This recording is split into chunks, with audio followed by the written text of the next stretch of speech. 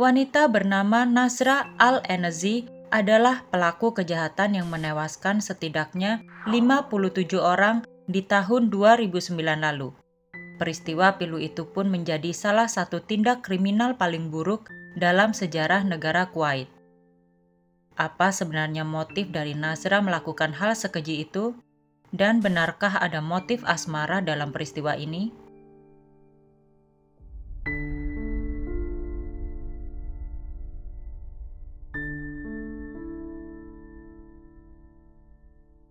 Tokoh utama dalam cerita kita kali ini adalah seorang wanita bernama Nasra Al-Enazi, asal Kuwait. Tak banyak latar belakang yang bisa diketahui dari wanita kelahiran 1986 ini. Nasra diketahui tumbuh dengan masalah kesehatan mental yang kurang stabil. Karena stigma sosial tentang kesehatan mental yang masih sangat rendah, akhirnya ia pun tak dapat berobat atau mengunjungi seorang psikolog. Nasra punya sikap yang tak dapat diprediksi. Selain itu, ia juga merupakan pribadi yang terbilang emosional dan impulsif. Nasra kerap kurang bisa mengendalikan diri saat ada masalah. Meski dengan kondisi mentalnya yang tak stabil, pada tahun 2005, Nasra akhirnya dinikahi oleh pria berusia 36 tahun bernama Zayed Zafira. Dari pernikahan itu, mereka dikaruniai 2 orang anak. Awalnya kehidupan pernikahan Nasra dan Zayed dijalani dengan bahagia, seperti pernikahan pada umumnya. Nasra menjalani kehidupannya menjadi ibu rumah tangga untuk menjaga anaknya, sedangkan Zayed bekerja untuk memenuhi kebutuhan keluarga kecilnya itu. Rutinitas monoton yang ia jalani sehari-hari tersebut rupanya membuat Nasra merasa lelah. Apalagi kedua anak mereka yang lahir dengan kondisi berkebutuhan khusus, yang mau tak mau membuat Nasra harus memberi perhatian ekstra untuk merawat mereka. Ditambah lagi pekerjaan rumah yang seakan tak ada habisnya. Kefrustasian itu juga dirasakan oleh sang suami Zayed.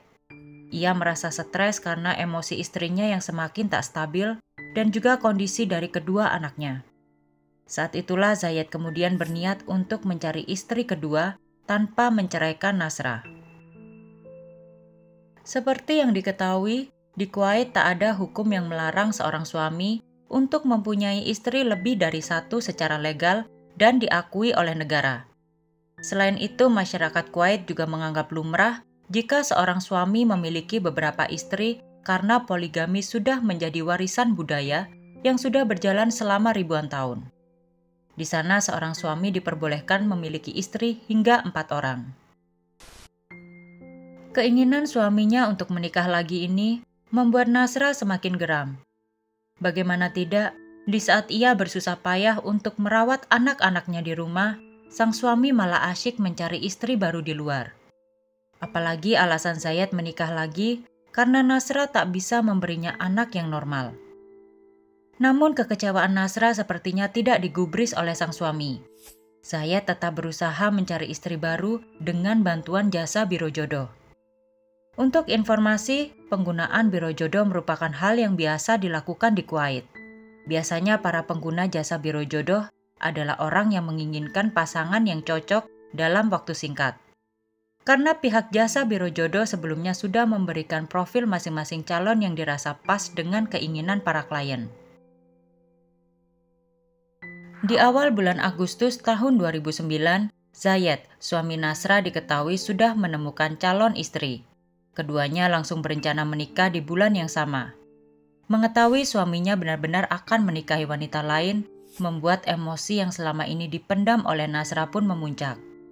Walaupun sudah emosi, ia tetap memilih untuk diam. Namun dalam diamnya, Nasra merencanakan sesuatu untuk membalaskan sakit hatinya pada sang suami. Ia ingin suaminya itu benar-benar merasakan sakit yang teramat sangat. Akhirnya pada tanggal 15 Agustus 2009, Zayed dan istri barunya melangsungkan pernikahan. Segala macam kebutuhan sudah disiapkan, mulai dari makanan hingga tempat berlangsungnya acara yang diadakan di kota Al-Jahra yang tak jauh dari ibu kota Kuwait. Di sana terdapat tradisi memisahkan antara tamu wanita dan laki-laki. Biasanya para tamu wanita dan anak-anak disediakan tenda tersendiri untuk menikmati santapan dan juga hiburan dari suatu acara pernikahan.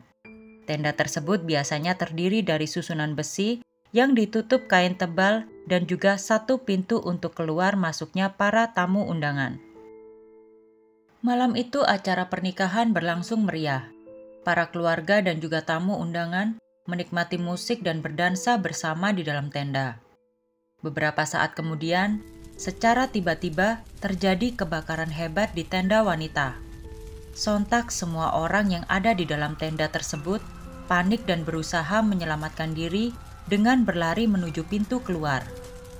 Naasnya, satu-satunya pintu keluar itu tak mampu menampung semua orang secara bersamaan. Hal itu menyebabkan banyak orang terjebak di dalam tenda yang sedang dilalap api itu.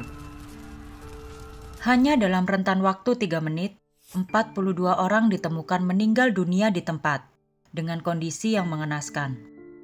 Bahkan pihak berwenang sampai memerlukan bantuan forensik untuk mengidentifikasi para korban. Diketahui suhu dalam tenda saat itu mencapai 500 derajat Celcius. Selain korban meninggal, terdapat juga 90 orang lainnya yang mendapatkan perawatan karena luka-luka. Namun seiring waktu korban meninggal bertambah menjadi 57 orang. Kebanyakan dari korban adalah wanita dan juga anak-anak. Kejadian itu sontak langsung menghebohkan warga Kuwait. Pihak kepolisian langsung melakukan investigasi terhadap peristiwa ini. Tak membutuhkan waktu lama, akhirnya polisi berhasil menangkap Nasra Al-Enezy sebagai pelaku pembakaran tenda naas itu. Saksi yang juga merupakan asisten rumah tangga di rumah Nasra membenarkan jika ia melihat Nasra sedang menyiramkan bensin di sekitar tenda, kemudian menyulutnya. Awalnya Nasra sempat mengaku telah merencanakan pembakaran ini dalam rangka balas dendam terhadap suaminya yang menikah lagi dengan wanita yang lebih muda darinya.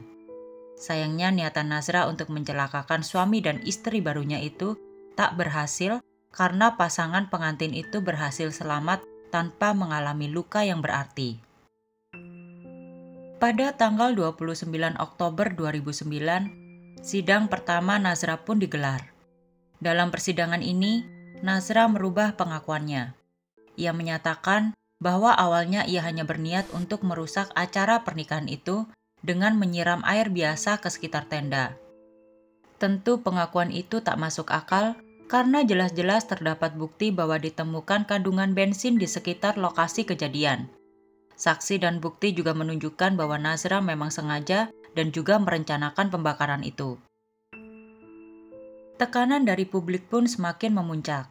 Mereka menuntut Nasra segera dijatuhi hukuman mati karena telah merenggut banyak nyawa yang tak bersalah dalam peristiwa ini. Apalagi alasannya hanya karena kecemburuan semata.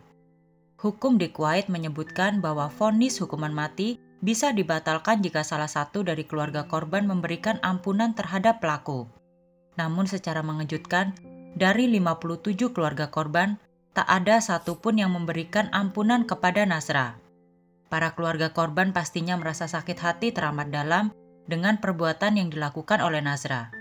Oleh karena itu, pada tahun 2010, Nasra dijatuhi vonis hukuman mati, sebelum akhirnya dieksekusi di penjara sentral pada tanggal 25 Januari 2017 lalu. Akibat kejadian ini, Kuwait pun mengeluarkan peraturan yang melarang penggunaan tenda di dalam acara apapun untuk menghindari hal yang sama terjadi di kemudian hari. Terima kasih telah menonton video kami. Jangan lupa like, komen, dan subscribe YouTube channel House.